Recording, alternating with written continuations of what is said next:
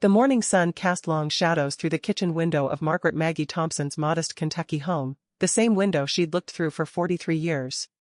At 72, her hands still moved with practiced efficiency as she prepared breakfast, though they trembled slightly now, not from age, but from the weight of what she'd discovered hidden in her son's old room the night before. The papers were still spread across her kitchen table, medical documents, power of attorney forms, and most damning of all, a contract with Shady Pines Nursing Facility dated 3 weeks ago, with her forged signature at the bottom. Her son, David, had been planning this for months, maybe years. The man she'd raised, sacrificed everything for, had been orchestrating her disposal like she was nothing more than outdated furniture. But Maggie Thompson was far from ready to be discarded. The outdoor kitchen in the backyard, David's pride and joy that she'd helped him build 5 summers ago, stood ready for today's going-away party. He'd told everyone it was to celebrate his promotion and upcoming move to California. Maggie now knew better. It wasn't his going-away party, it was meant to be hers. She touched the locket around her neck, feeling her late husband Earl's picture inside. "You always said I was too trusting," she whispered to his memory. "Took me 14 years to see what you saw from heaven." It had started small after Earl's death in 2010. David had been 35 then, married with 2 kids, living just 20 minutes away in Lexington. He'd come around more often at first, helping with the funeral arrangements, dealing with the lawyers. Maggie had been grateful for his support during those dark days when grief threatened to swallow her whole. "Mom, you shouldn't be alone right now," David had said, his brown eyes, so like his father's, full of what she'd thought was concern. "Let me handle Dad's estate. You just focus on healing." She'd handed over the paperwork without question. Why wouldn't she trust her only child? The boy she'd stayed up nights with when he had fevers, who she'd cheered at every baseball game, who she'd put through college by working double shifts at the hospital while Earl drove trucks cross-country. The financial manipulation had been gradual, almost imperceptible.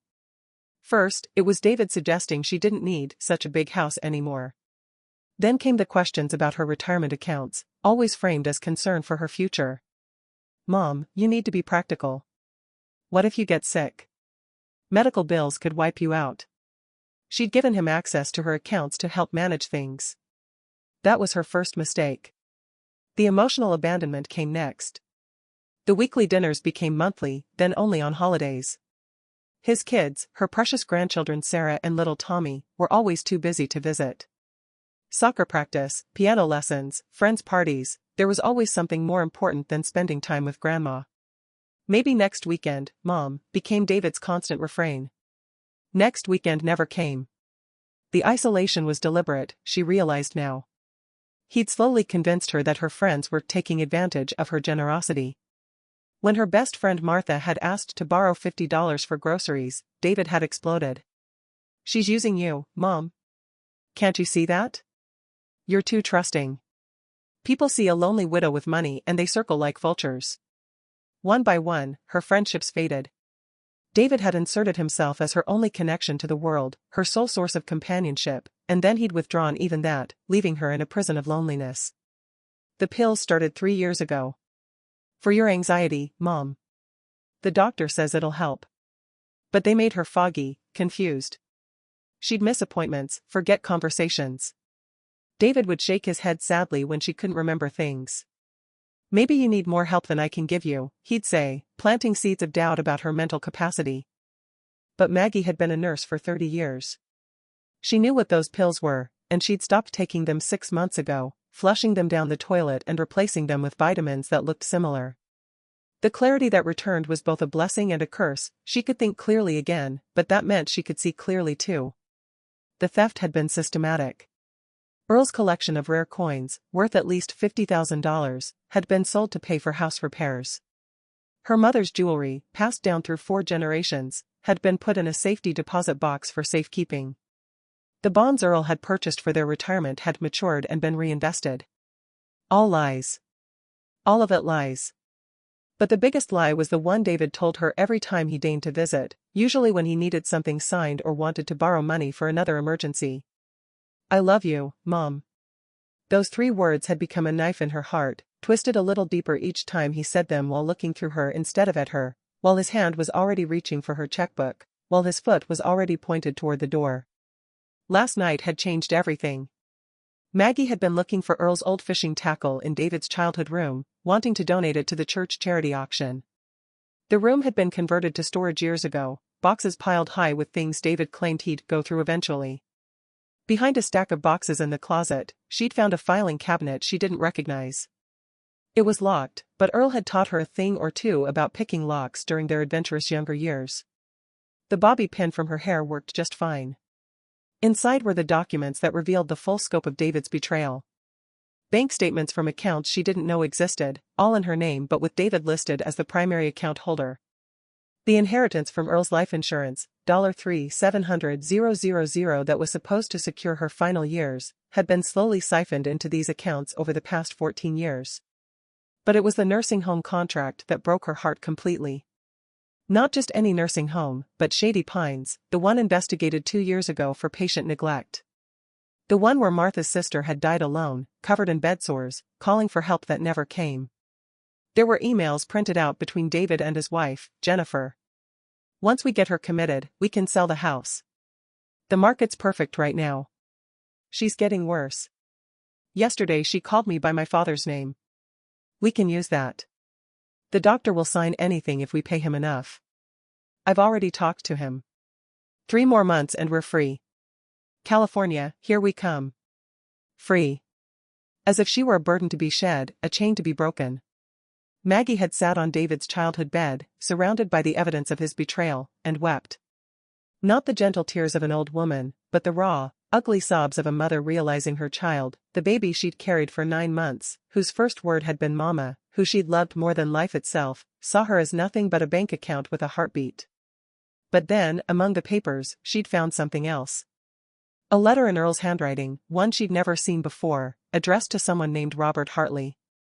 "Bobby," it read, "if you're reading this, then I'm gone and you've kept your promise to check on Maggie. I know my son. I've seen the greed growing in him like a cancer. If he's done what I fear he might, use the information in the safety deposit box at First National. Box 472. The key is in my tackle box, the one with the broken latch. Take care of my Maggie. She's too good for this world, too trusting. She'll need a guardian angel, and you're the best man I know for the job. Earl. Robert Hartley."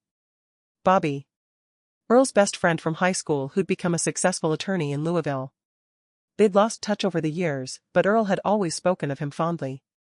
Had Earl really seen this coming? Had he prepared for it? Maggie had found the tackle box within minutes, the key taped inside the lid. Today now, she would go to the bank. But first, she had a party to attend. Her own going-away party, though David didn't know she knew. The outdoor kitchen was David's masterpiece, or so he liked to tell everyone. Built into the patio with a full granite countertop, professional-grade grill, and a wood-fired pizza oven that had cost more than Maggie's first car. She'd paid for it all, of course, though David told everyone he'd saved for years to build it for her. "Because Mom loves to cook outdoors," he'd say with that fake smile that never reached his eyes. Maggie hadn't cooked outdoors since Earl died. The kitchen was David's domain, his stage for showing off to his friends during parties she was rarely invited to attend. Today's party was different. Today, family was invited. David's cousins from Tennessee, Earl's sister Patricia from Indiana, even Maggie's estranged brother Tom from Ohio. David had invited them all, spinning some story about wanting the family together before his big move. Maggie understood now. He needed witnesses. Witnesses to see her confusion, her deterioration. He'd probably orchestrated some scene where she'd appear senile, giving him the ammunition he needed for the commitment papers. She dressed carefully that morning in the navy blue dress Earl had loved, the one she'd worn to their 40th anniversary party. Her silver hair was styled perfectly, her makeup subtle but effective. If this was to be her last stand, she'd face it with dignity. The guests started arriving at noon. David was in his element, playing the devoted son, guiding her gently by the elbow, speaking slowly and loudly as if she were deaf and simple. "Mom, you remember Cousin Janet, don't you?" he'd say, then whisper to Janet, "She's been having trouble with names lately." Maggie played along, smiling vapidly, letting him believe his plan was working. She even forgot where the bathroom was in her own house, earning sad, pitying looks from the relatives who hadn't seen her in years.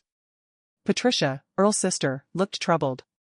She kept trying to get Maggie alone, but David was always there, hovering, controlling. Mom needs to rest, he'd say, or let's not overwhelm her with too many conversations. The outdoor kitchen was laden with food, all catered, of course. David couldn't cook toast without burning it, but he stood at the grill like a master chef, telling stories about his promotion, his new house in California, the opportunities waiting for him there. It's hard leaving Mom, he said, and actually managed to make his voice crack with emotion. But she'll be well taken care of. I've made sure of that. Several relatives nodded approvingly. Such a good son, making arrangements for his elderly mother. Jennifer, David's wife, was the perfect supporting actress. She dabbed at her eyes when talking about how much they'd miss Grandma, while her designer purse, bought with Maggie's money, no doubt, sat prominently displayed on the counter. The grandchildren, Sarah now 16 and Tommy 14, barely looked up from their phones. They hadn't hugged their grandmother when they arrived, hadn't even said hello until David prompted them. The distance hurt more than Maggie wanted to admit. She'd once been their favorite person in the world, the grandma who baked cookies and told stories and never missed a school play. Now she was a stranger to them, by David's design. Mom, David said loudly, getting everyone's attention. Why don't you tell everyone about the time you got lost at the grocery store last month? There it was. The setup. Maggie had never gotten lost at any grocery store, but she understood the game. Oh, she said, letting her voice quaver slightly. I don't remember that, dear. David's eyes gleamed with satisfaction. She called me crying from the Kroger on Main Street. Couldn't remember how she got there or where she'd parked. It was heartbreaking. Murmurs of sympathy rippled through the gathered relatives. David was building his case beautifully. It was just after 2 o'clock when the doorbell rang. David frowned, everyone invited was already here. I'll get it, he said, but Maggie was already moving. It's my house, she said with a smile. I may be old, but I can still answer my own door. She opened it to find a distinguished-looking man in his 70s, with silver hair and kind blue eyes behind wire-rimmed glasses. He was holding a briefcase and a bouquet of yellow roses, her favorites. Maggie, he said, and his voice was warm, familiar somehow. I'm Robert Hartley. Bobby. Earl's friend from high school. I'm sorry it's taken me so long to visit. David appeared behind her, suspicious. Mom doesn't remember many people these days, Mr. Hartley, Robert said, extending his hand. David shook it reluctantly. And I think she remembers more than you might expect. There was something in his tone that made David's eyes narrow. Well, we're having a family gathering, so. Perfect, Robert said, stepping inside without invitation. I have some family business to discuss. Earl's business, actually. The blood drained from David's face. My father's been dead for 14 years. Yes, Robert agreed. And I've been negligent in my duties as executor of his trust for far too long. Trust? David's voice cracked. What trust? I handled all of Dad's affairs. Not all of them, Robert said pleasantly. He turned to Maggie, and his eyes were full of understanding, of compassion. Earl asked me to watch over you, Maggie. I've been doing so from a distance, but recent activities required more direct intervention. Shall we discuss this privately, or would you prefer to have this conversation with your family present? Maggie looked at her son, saw the panic rising in his eyes, the calculation. He was trying to figure out what this stranger knew, how to spin it. She made her decision. Let's go to the outdoor kitchen, she said clearly, no trace of confusion in her voice. Everyone should hear this. The walk to the backyard felt like a funeral procession, with David trailing behind, his phone out, probably texting his lawyer. Or trying to move money. It wouldn't matter. Robert set his briefcase on the granite counter of David's precious outdoor kitchen, right next to the potato salad. The relatives gathered around, confused but curious. Patricia moved closer to Maggie, some instinct telling her to be near her sister-in-law. Ladies and gentlemen, Robert began, his courtroom voice carrying easily. My name is Robert Hartley. I'm an attorney and was Earl Thompson's best friend since we were 8 years old. What I'm about to share will be difficult to hear, but necessary. David tried to interrupt. This is inappropriate. Mom's not well. She doesn't need this stress. What Mrs. Thompson doesn't need, Robert said sharply, is to be committed to a nursing home against her will so her son can steal her inheritance. The silence was deafening. Even the birds seemed to stop singing. Jennifer was the first to speak. How dare you? David loves his mother. We would never. Robert pulled out a folder from his briefcase. Would never forge her signature on commitment papers to Shady Pines Nursing Facility? Would never systematically drain $3,700,000 from her accounts over 14 years? Would never isolate her from friends and family to make her appear senile? You have no proof, David sputtered, but his face had gone gray. Actually, I have 14 years of proof, Robert said calmly.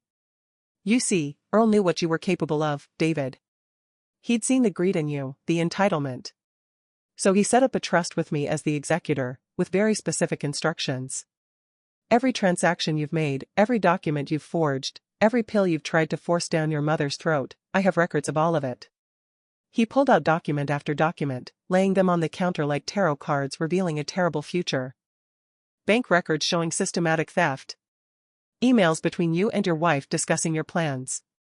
The forged power of attorney documents. Did you know forgery of this magnitude is a federal crime? The fake medical reports claiming your mother has dementia, signed by a Dr. Morrison who lost his license 3 years ago for insurance fraud. The relatives were no longer murmuring sympathetically. They were staring at David with horror, disgust, disbelief. Patricia spoke up, her voice shaking with rage. You told us she was losing her mind. You said she needed constant care. We offered to help, to take her in, and you said she was too far gone. She is. David stammered. Look at her. She got lost at the grocery store. No, I didn't, Maggie said quietly, and everyone turned to look at her.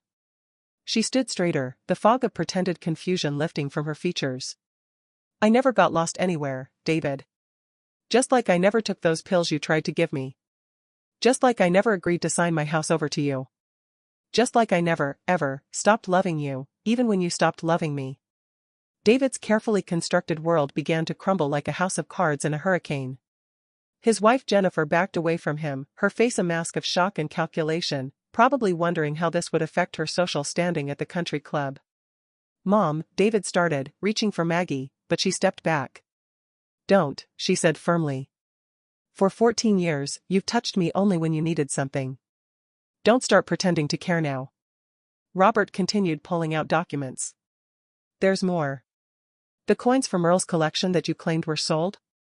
I tracked them down. You sold them to a dealer in Cincinnati for $47,000. The records are here. Your mother's jewelry? Pawned in Louisville. I have the receipts. The bonds? Cashed and deposited into an account in the Cayman Islands. How did you? That's private information. David shouted. Not when it's obtained through fraud, Robert replied coolly. I've had a forensic accountant working on this for the past year. Every penny you stole is accounted for. Sarah, David's daughter, looked up from her phone for the first time all day. Dad? Is this true? Did you steal from Grandma? It's not stealing. David exploded. It's inheritance. It would all come to me anyway when she... He stopped, realizing what he'd almost said. When I died? Maggie finished for him. Except you couldn't wait, could you? 14 years ago, you thought I'd follow your father quickly. A widow's broken heart and all that.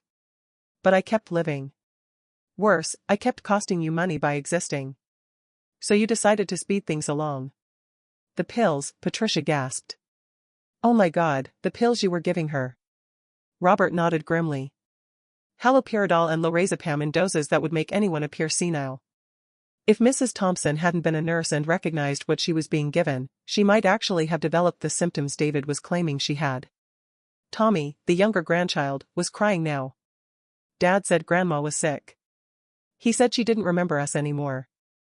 I remember everything, Maggie said, looking at her grandchildren with a mixture of love and sorrow. Every birthday he told me you were too busy to see me. Every Christmas he said you were traveling. Every time I asked to come to your school plays or soccer games and was told it would be too confusing for me. The relatives were in uproar now. Tom, Maggie's brother, looked ready to punch David. Several cousins were on their phones, either recording or calling other family members. The perfect family gathering had turned into David's worst nightmare. But Robert wasn't finished. He pulled out one last document, this one in an official envelope. This is a restraining order. David Thompson, you are hereby ordered to stay at least 500 feet away from Margaret Thompson at all times. You are also ordered to vacate this property within 24 hours. This is my house. David shouted. No, Robert said calmly. It's your mother's house. Your name was fraudulently added to the deed. That's been corrected. Furthermore, Robert continued, criminal charges have been filed. Elder abuse, fraud, forgery, theft, attempted involuntary commitment, and poisoning. The police will be here shortly to arrest you. Jennifer grabbed her purse and headed for the door. I had nothing to do with this. I want a divorce. Actually, Mrs. Thompson, Robert said, you'll want to stay. The emails between you and your husband make you an accomplice. I'd suggest calling a lawyer.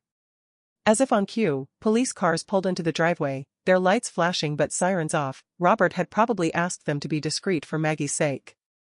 2 officers walked around the house to the backyard, their faces professional but kind as they looked at Maggie. Mrs. Thompson, the older officer said. We're here about the complaint filed by Mr. Hartley on your behalf. Is this your son, David Thompson? Maggie nodded, unable to speak. Despite everything, watching her only child being handcuffed was breaking her heart all over again. David wasn't going quietly. This is insane. She's senile. She doesn't know what she's doing. Someone call my lawyer. I'd be happy to call your lawyer, Robert said helpfully. Oh wait, you mean the one you've been paying with your mother's money? He's been disbarred. Apparently, he was helping you forge documents. The younger officer read David his rights while the older one approached Maggie. Ma'am, are you all right? Do you need medical attention? I'm fine, she said, though her voice shook. I'm finally fine. As David was led away, he turned back one last time. His face was twisted with rage, all pretense of the loving son gone. I wasted my life taking care of you. You owe me. That money is mine. Taking care of me?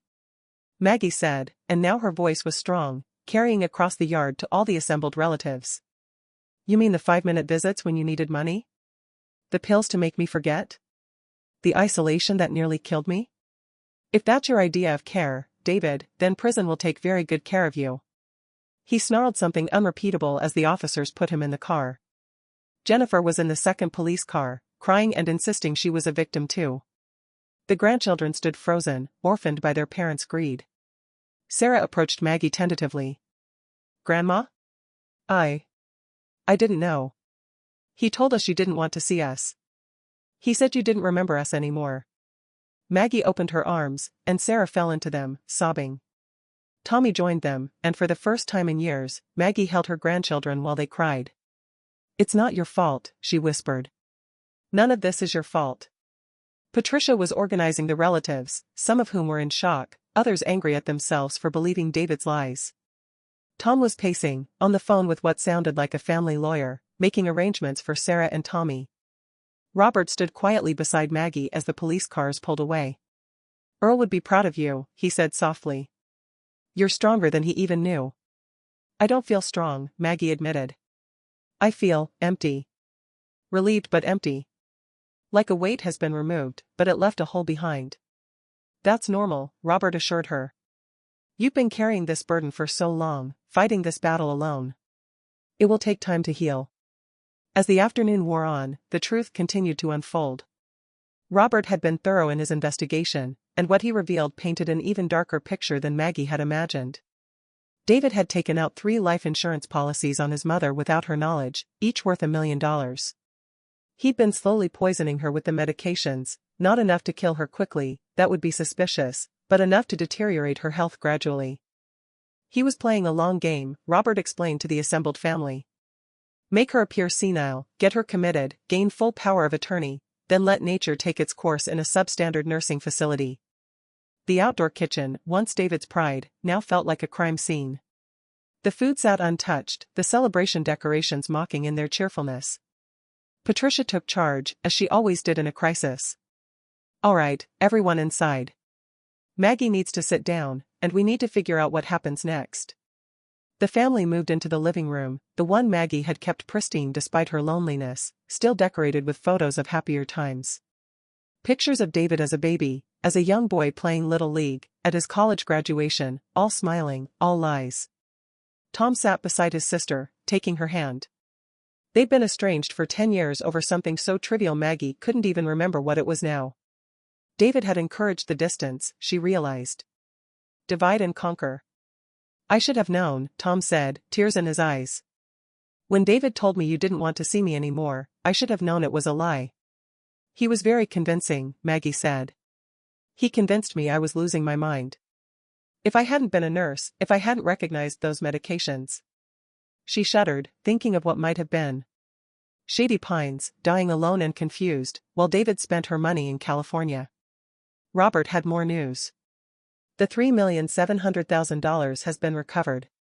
Most of it, anyway. About $200,000 is gone, spent on cars, the outdoor kitchen, vacations. But the rest was sitting in various accounts. It's all being returned to you, Maggie.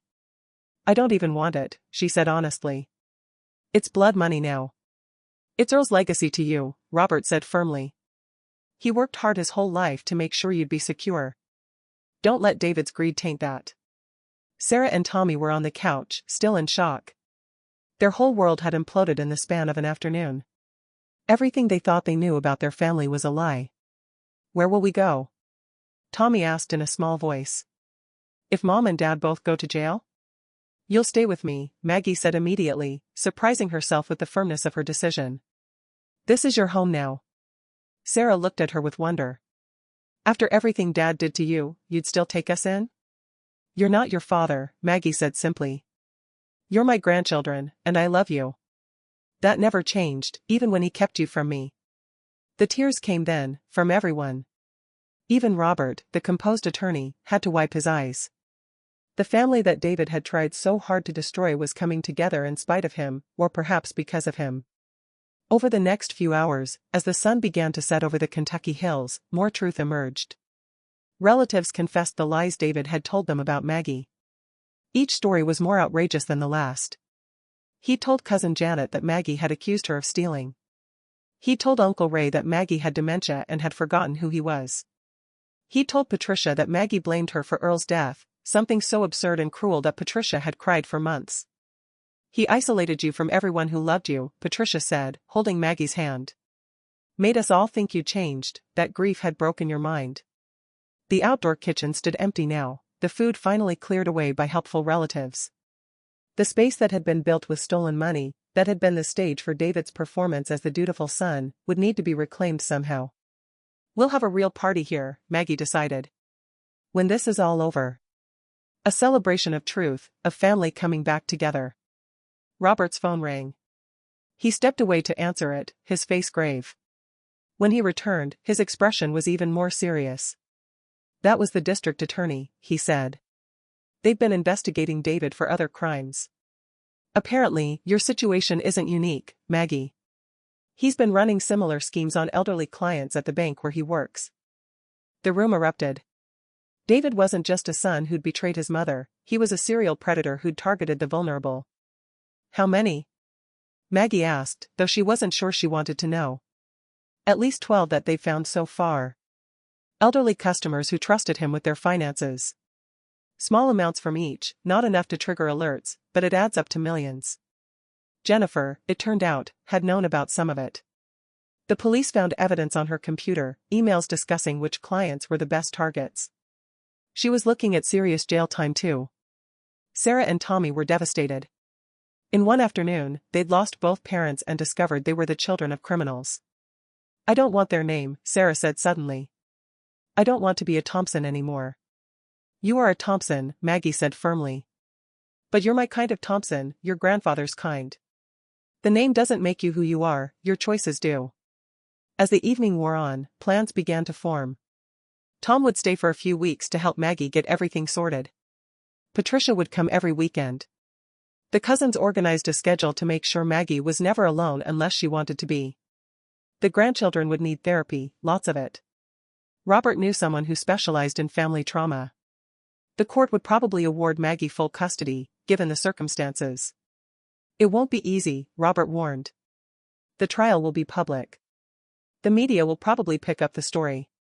Elder abuse cases with this much money involved always make headlines. Let them, Maggie said with a steel in her voice that surprised everyone, including herself. Maybe it will help other people in my situation. Maybe someone will recognize the signs and get help before it's too late. The house felt different already. The oppressive weight of David's deception was lifting, replaced by something lighter, cleaner. Hope, maybe. Or just the simple freedom of truth. As relatives began to leave, each one hugged Maggie tightly, apologizing for believing David's lies, promising to do better. The family that had been shattered was beginning to heal. Sarah and Tommy went to their rooms. They'd need to pack their things from their parents' house tomorrow, with police escort. Tonight, they would sleep in the rooms Maggie had always kept ready for them, just in case they ever came to visit. Grandma, Tommy said as she tucked him in, 14 years old but needing comfort like a much younger child. I'm sorry Dad hurt you. Oh, sweetheart, Maggie said, smoothing his hair. You have nothing to apologize for. Nothing at all. Later, after everyone had gone except Robert, Maggie stood in her kitchen, her indoor kitchen, not David's monument to deception outside. She made tea, her hands steady now, no longer shaking with the effort of maintaining David's lies. Earl knew this would happen, she said to Robert. That's why he wrote you that letter. Robert nodded. He loved you so much, Maggie. He wanted to confront David himself, but he was already sick by then. He made me promise to watch over you, to step in if David went too far. 14 years is a long time to watch, Maggie observed. I had to wait until I had enough evidence to stop him completely, Robert explained. If I'd moved too soon, he would have found another way.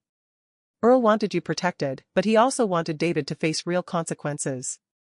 They sat in comfortable silence, two old people who'd seen too much of life's cruelties but still believed in justice.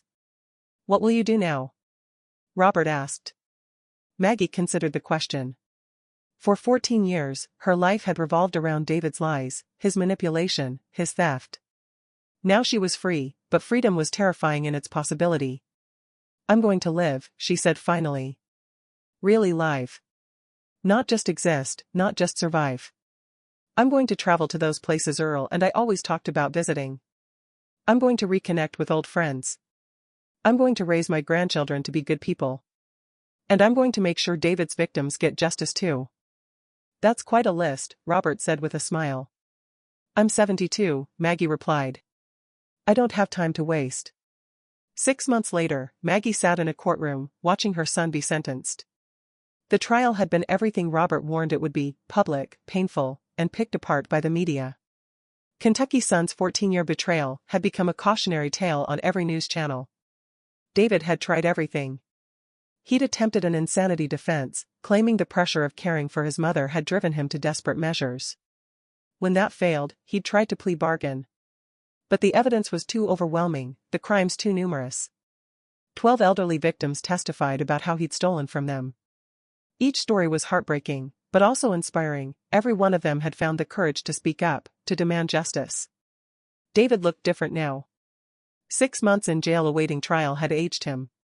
The confident, charming man who'd fooled so many was gone, replaced by someone hollow-eyed and desperate. He'd lost weight, lost his swagger, lost everything. When it came time for victim impact statements, Maggie stood. She'd practiced what she would say, but when the moment came, she spoke from the heart. Your Honor, she began, her voice clear and strong. David Thompson is my son. I gave birth to him, raised him, loved him with everything I had. I would have given him anything, all he had to do was ask. But he didn't want what I would give. He wanted to take. For 14 years, he took not just money, but my dignity, my relationships, my peace of mind. He tried to take my sanity, my freedom, my life. He made me doubt myself, made me believe I was losing my mind.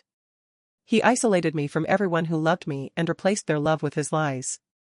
But what hurts most is that he took my son from me. Not the man sitting there, I don't know him. He took the boy I raised, the one who used to bring me dandelions and call them flowers, who used to crawl into my bed during thunderstorms, who promised he'd take care of me when I was old. That boy is gone, if he ever existed at all. And for that loss, there is no restitution, no justice that can make it right.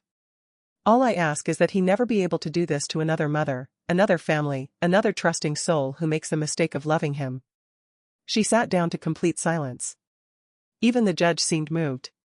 Jennifer had already been sentenced, 5 years, with possibility of parole in 3. She'd cooperated fully, turning over evidence, testifying against David. Their divorce had been finalized the month before. She'd lost custody of the children permanently. When the judge pronounced David's sentence, 25 years without possibility of parole, Maggie felt that weight lift completely. It was over. Really, truly over. David was led away in shackles. He didn't look back at his mother, his children, or anyone. He'd lost the ability to pretend he cared. Outside the courthouse, reporters waited. Maggie had avoided them throughout the trial, but today she stopped. "Mrs. Thompson, how do you feel about the sentence?" one asked. "I feel free," she said simply. "And I want anyone watching who might be in a similar situation to know, you're not alone. You're not crazy. And you don't have to suffer in silence. Help is available. Speak up. Speak out.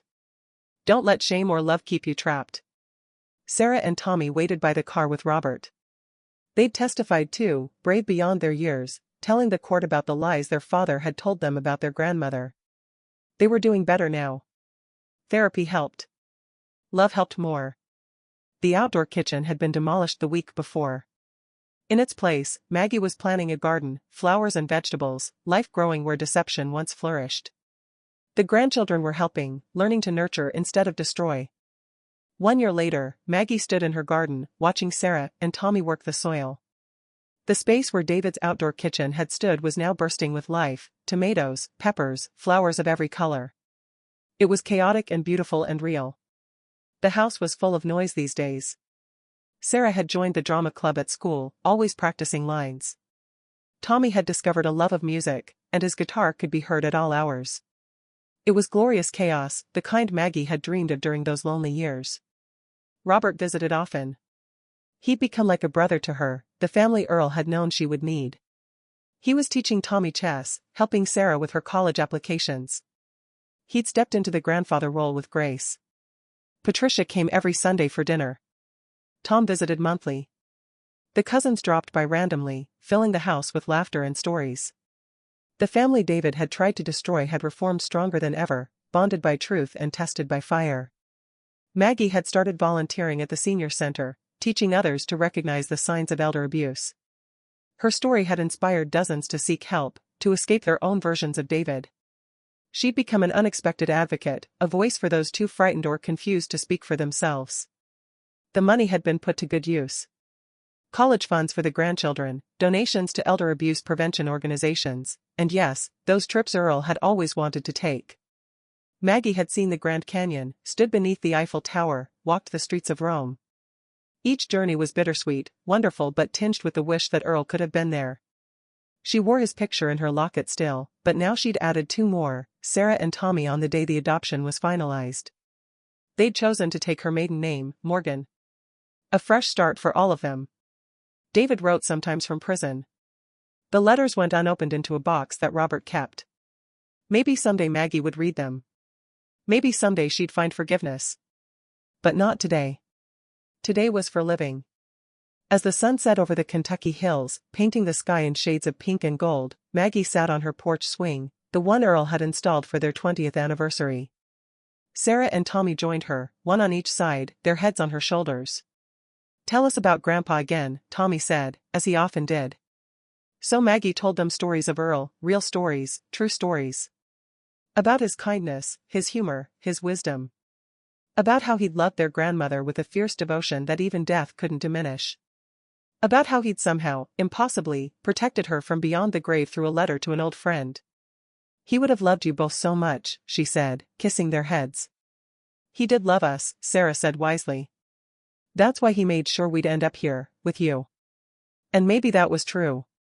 Maybe Earl had orchestrated all of this, the evidence, Robert's intervention, even the timing of the revelation.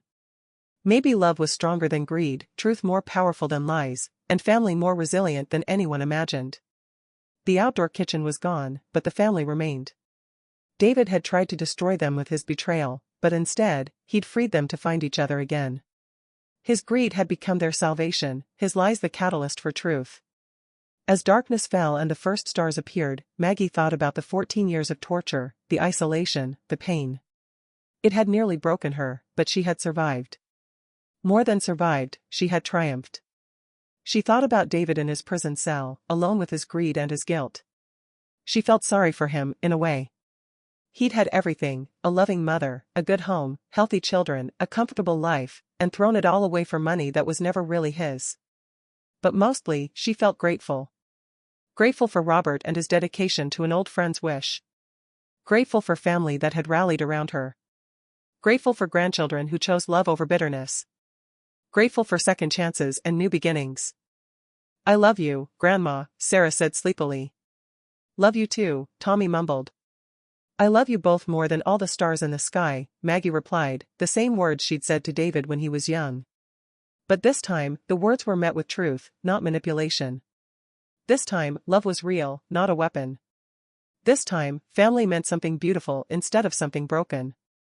The garden grew in the space where lies once lived. The family healed where betrayal had wounded. And Maggie Thompson, no, Maggie Morgan now, reclaiming her maiden name, discovered that 73 wasn't too old for new beginnings. Sometimes the greatest revenge isn't revenge at all. Sometimes it's simply living well, loving truly, and letting go of the weight that was never yours to carry. The Kentucky hills held their secrets close, but this secret was out now, transformed from a burden into a testimony. Maggie's story had become a beacon for others, proof that it's never too late to speak up, never too late to seek help, never too late to start over. And in the garden where an outdoor kitchen once stood, where lies were served alongside potato salad, truth now grew wild and free. Tomatoes ripened in the sun. Flowers bloomed in riot of color. And an old woman and her grandchildren tended to it all with hands dirty from honest work and hearts clean from spoken truth. The guardian angel had done his job. The family was saved. And Margaret Morgan, 73 years old and finally free, was just getting started on the rest of her life.